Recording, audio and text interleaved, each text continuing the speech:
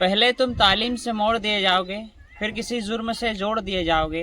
हाथ से हाथ की जंजीर बनाकर निकलो, वरना धागे की तरह तोड़ दिए जाओगे। अस्सलाम वालेकुम दोस्तों, मैं आपका अपना सादिक हलीम पटेल और आज मैं आपसे बात करने जा रहा हूँ तालीम।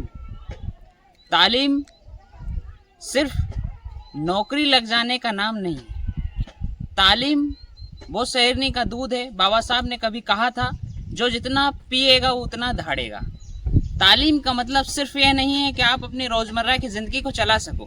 तालीम का मतलब यह है कि आपका खाना, आपका पीना, आपका उठना, आपका लोगों के साथ मिलना, आपका कहीं जाना, हर पहलू में तालीम झलकती है। तो मेरे दोस्तों, इस दौर में आपको जिंदा रहने के लिए कश्मीर से लेकर कन्याकुमारी तक एक आम आदमी जो किसी खेत में एक डंडा लेकर भैंस चरा रहा है, उसे भी इस चीज़ का एहसास है कि इस दौर के अंदर, इस मुल्क के अंदर इस वक्त तालीम कितनी ज़रूरी हो गई है।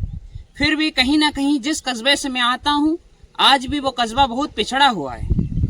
मैं जिस कस्बे की आज बात करने जा रहा हूँ, ये देवास जिले के घाट नीचे कहे जाने वाले कन्नौद खातेगांव सतवास तहसील के अंदर 40 गांव और इसके एतराफ जितने भी गांव और आते हैं, इस कस्बे की मैं बात करने जा रहा हूँ। और ये कितना तालीम के अंदर आज पिछड़ा हुआ है, ये बड़े अफसोस की बात है।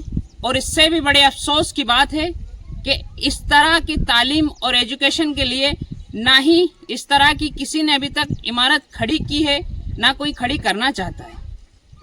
जब भी सियासत, पूरे मुल्क की मैं अगर बात करूं तो सियासत ने भी जब हमारी मदद करी है, बड़ी बड़ी यूनिवर्सिटी हमें दी नहीं है तो बेसिक एजुकेशन नहीं दिया है, जो कि KG1 से 12th तक। और मैं आपको बताना चाहूँगा दोस्तों, यदि कोई व्यक्ति अगर KG1 से 12th तक अगर सही से एजुकेशन नहीं मिलेगा तो वो हायर एजुकेशन में कैसे फाइट करेगा।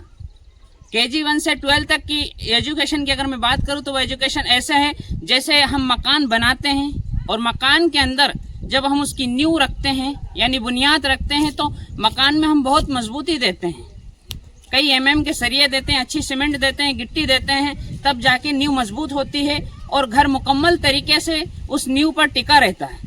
इस तरह ही बेसिक एजुकेशन है। अगर हम बच्चों को KG1 से 12 तक की अच्छी एजुकेशन देंगे तो कहीं ना कहीं वो CBSE, इंजीनियरिंग, डॉक्टरी, इस तरह के बड़े बड़े प्लेटफॉर्म पर वो जाकर हमारा और हमारे मुल्क का नाम रोशन करेंगे। तो मैं सबसे यही गुजारिश करता हूँ कि अपने बच्चों को अच्छी शिक्षा दें, अच्छे तालीमी इदारे में उनका दाखिला कराएं। और यहाँ के लिए अगर मैं बात करना चाहूँ, जहाँ से मैं बिलोंग करता हूँ, जिस ज़मीन से, उन लोगों से गुजारिश करता हूँ कि ऐसे तालीमी इदारे हमारे बीच में कायम करें जिससे आसानी के साथ आपके बच्चे पढ़ सकें। आदाब नाज़रीन।